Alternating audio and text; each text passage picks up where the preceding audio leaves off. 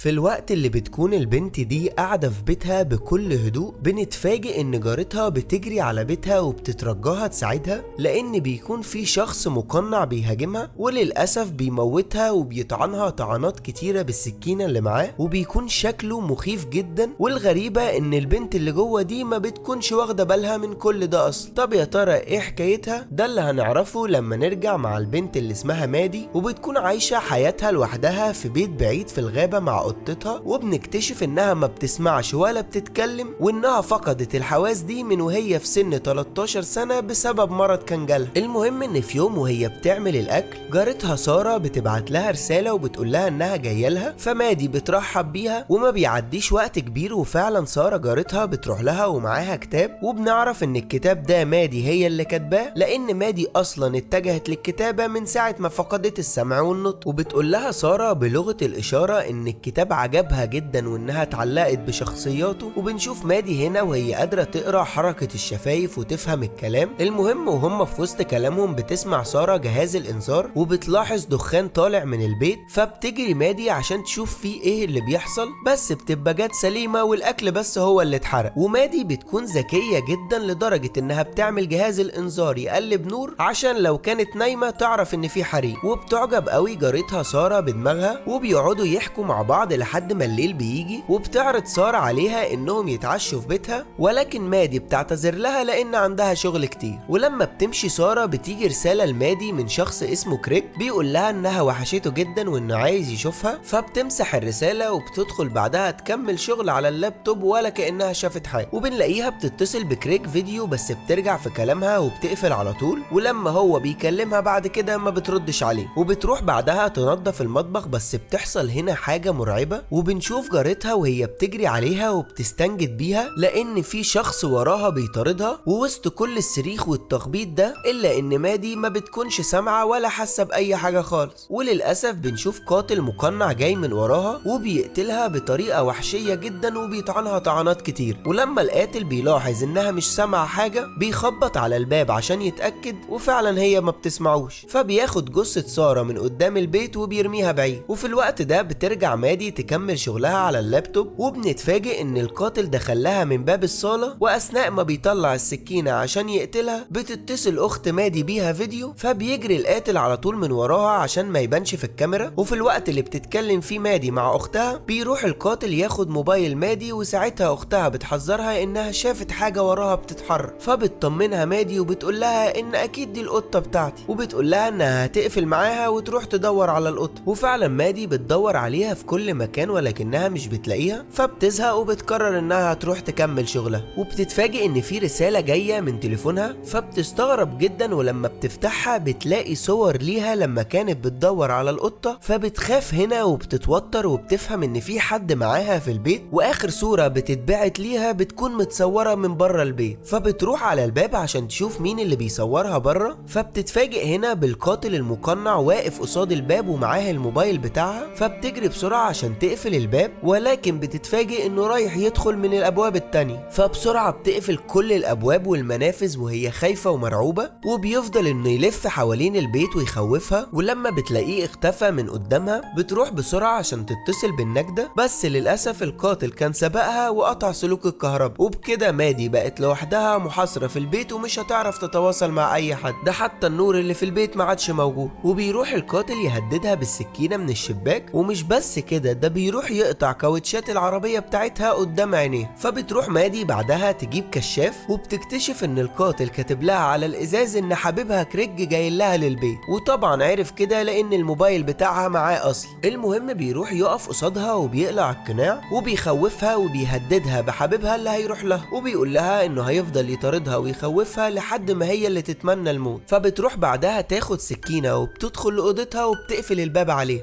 وكمان بتقفل كل الستاير وبتفضل قاعدة مستنياه. ولكن بتلاحظ خيال جاي من الشباك اللي جنبها، وبتشوف ان القاتل ماسك جثة سارة وبيخوفها بيها. فهنا مادي بتتخض جدا وبتخاف وبتخرج بسرعة من الأوضة وبتفضل تعيط، بس بتفكر بعدها وبتروح تاخد مفاتيح عربيتها وبتحاول تشغلها عشان تعمل صوت، وفعلا بتنجح انها تشغلها، وبيكون هدفها انها تشتت القاتل. وفعلا لما القاتل بيروح ناحية العربية بتروح هي عند جثة سارة وبتفتح الشباك وبتحاول تدور في جيبها على الموبايل بتاعها، ولكن للأسف بتلاقي القاتل شافها وجري عليها وقدر ان يمسك الشباك قبل ما يتقفل. ولكن بسرعة مادي بتشوف شاكوش فبتاخده وبتغرزه في ايده، وساعتها فعلا بتقدر انها تقفل الشباك، وايد القاتل ساعتها بتتجرح وبيتضايق جدا. وهنا بيغيظها ان الموبايل بتاع سارة كمان معاه اصلا، فبتخرج من الأوضة وبتفضل انها تعيط وبتفضل مستخبية. وبيكون القاتل هيتجنن لانه مش شايفها في البيت كله، ولما بتتأكد انه بعد عن باب البيت بتفتحه بسرعة وبتخرج وبتستخبى تحت السلم الخشب بتاع البيت، وبتشوفه وهو بيدور عليها ومش لاقيها. ولما بيختفي عن نظرها بتطلع تجري على طول ناحية الغابة، بس للأسف بيكون شافها وضربها بالسهم اللي معاه. فبتجري مادي بسرعة وبتدخل للبيت وبتقفل وراها، وبتفضل تتابع تحركاته حوالين البيت من خلال الشبابيك. ولما بتلاحظه بعيد بتخرج من شباك الدور التاني وبترمي الكشاف المنور بعيد عشان القاتل يشوفه ويتشت. وفعلا لما بيشوفه بيروح وراه، وفي الوقت ده بتتسحب مادي وبتحاول انها تنزل، لكن للأسف بتلاقي سهم اتضرب في رجليها وشكله كده ما دخلش عليه حركة الكشاف. فبتقعد مادي تتألم وبتحاول تشيل السهم من رجليها، بس في الوقت ده القاتل بيحاول انه يطلع لها، واثناء ما بيطلع بتاخد منه مادي السلاح وبتضربه فبيقع. وبتحاول بعدها تدخل البيت تاني من الشباك، بس هو بيكون وراها وعاوز يمسكها، ولحسن الحظ بتقدر تدخل وتقفل عليها قبل ما يوصل لها. وبتنزل بعد كده تطهر جروحها وبتربطها لانها طبعا بتكون متألمة جدا، وبتحاول بعدها تحط السهم في السلاح، ولكن الموضوع بيكون صعب جدا عليها. وكل ده بيكون القاتل شايفه من الشباك وبيقعد يضحك عليها. وفي الوقت ده بنتفاجئ ان جوز سارة جارتها عندها بره البيت وبيدور على مراته، وطبعا مادي ما بتكونش سامعاه، فبيروح للقاتل على اساس انه شرطي ومعاه سلاح، وبيفضل يهدده لحد ما بينزل على ركبته وبياخد منه محفظته. وبنعرف ان جوز سارة اسمه جون، ولما جون بيلاحظ ان القاتل مش معاه سلاح بيستغرب هو ليه بيعمل كده. فالقاتل بيعمل نفسه اتأكد من هويته، وساعتها بيتأسف له عن اللي عمله فيه، وانه كمان لازم يعمل كده عشان جاله بلاغ من مادي ان في حد بيحاول يتهجم عليها. وبيفضل انه يتكلم معاه على اساس انه شرطي فعلا، وبيعرف منه معلومات عنه وعن سارة وعن مادي. ولما بيسأله جون عن الجرح اللي في ايده بيقول له القاتل ان الشخص اللي عايز يتهجم على مادي اتهجم عليه وضربه، وكمان خد منه سلاحه وموبايله. فبيستأذنه القاتل بعدها انه ياخد موبايله عشان يتصل بالشرطة، ولما بياخده بيعمل نفسه بيكلم حد من زمايله، ولكن جون ما بيكونش مطمن وحاسس بحاجة غريبة وشاكك في القاتل. فبيطلب منه التليفون بعد ما بيخلص المكالمة، ولما القاتل بيطلع الموبايل من جيبه بيقع الحلق بتاع سارة من غير ما يشوف. فهنا جون بيشوف الحلق بتاع مراته وبيتأكد ان الشخص اللي قدامه كذاب، ومش بعيد يكون هو اللي اخفى سارة وبيتهجم كمان على مادي. وساعتها بيواجهه بيقول له هي ازاي مادي اتصلت بالشرطة اصلا وقالت لهم ان في حد بيتهجم عليها وهي اصلا ما بتتكلمش ولا بتسمع. فبيقول له القاتل انه ما يعرفش مين اللي كلمه، بس ممكن تكون سارة هي اللي كلمتهم مثلا. فبيقلق جون منه وبيعمل نفسه مصدقه. وفي الوقت ده بتكون مادي لسه بتحاول تحط السهم في السلاح ولكنها ما بتقدرش. وبنرجع للقاتل وهو بيقول لجون انه قد ايه صعبان عليه حالة مادي لانها ما بتسمعش. وبيبدأ هنا جون يتكلم معاه بشكل طبيعي عشان ما يحسسهوش انه شاكك فيه، وبيقول له انها دايما بتحط مفتاح احتياطي للبيت عند الزاوية اللي هناك. ولما بيروح القاتل عشان ياخد المفتاح بيجهز جون في ايده حجر كبير، ولما بيستعد عشان يضرب القاتل بيه بتشوفهم مادي وبتفضل تخبط على الازاز. وفي اللحظة دي بيتشتت جون فبيضربوا القاتل بالسكينة في رقبته، ولما بيحاول جون يتماسك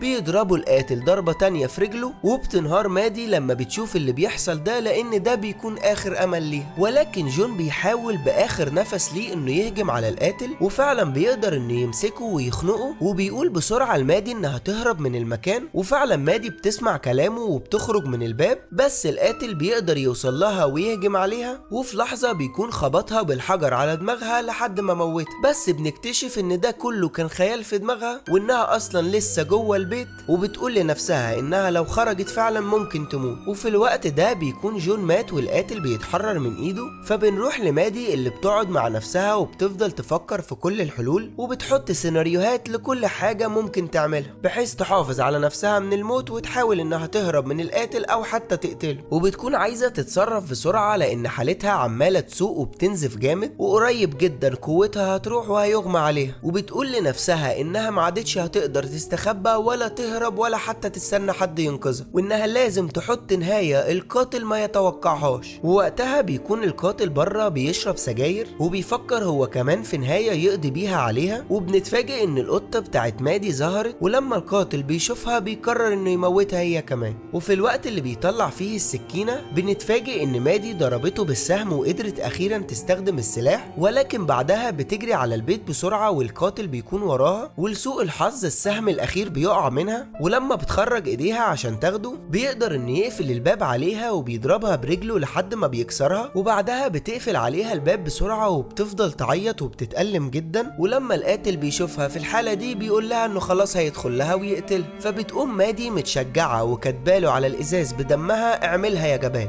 فهنا بيتعصب جدا وبيروح يجيب آلة حديد وبيفضل يحاول انه يكسر الازاز. وفي الوقت ده بتكون مادي بتكتب مواصفات القاتل في روايتها وبتودع باباها ومامتها، وبعدها بتقوم واخدة السكينة وداخلة الحمام وبتفضل قاعدة قدام الباب ومستنياه، ولكن للأسف بتكون داخت وتعبت من كتر النزيف. بس بنتفاجئ ان القاتل قدر يدخل لها من شباك الحمام وبيستعد عشان يقتلها، ولكن في اللحظة دي بتحس بنفسه وراها، ولحسن الحظ بتكون أسرع منه وبتضربه بالسكينة في رجله، فبيفضل يصرخ وبتخرج هي بسرعة عشان تهرب، ولكن بتوصل للمطبخ وبتدوخ وبتقع وما بتقدرش تتحرك. وفي الوقت ده القاتل بيكون قدر يقوم وكمان بيدور عليها وبيشوفها في المطبخ، ولما بيروح لها بتكون قاعدة بكل هدوء، ولما بيكون خلاص هيقتلها بترش في عينيه مية نار، وهنا بيفضل انه يصرخ ويتألم من الوجع، فبتقوم بسرعة مشغلة جهاز الانذار في وشه عشان الضوء يوجع عينيه اكتر ويخليه مش شايف حاجة، ولكن للأسف بيقدر يهجم عليها ويوقعها في الارض وبيفضل يضربها، وبيكون خلاص اتملك منها وبيخنقها، وبتبقى في اخر لحظات في حياتها وبتفضل تفتكر باباها ومامتها. لكن بالرغم من انها كانت بتموت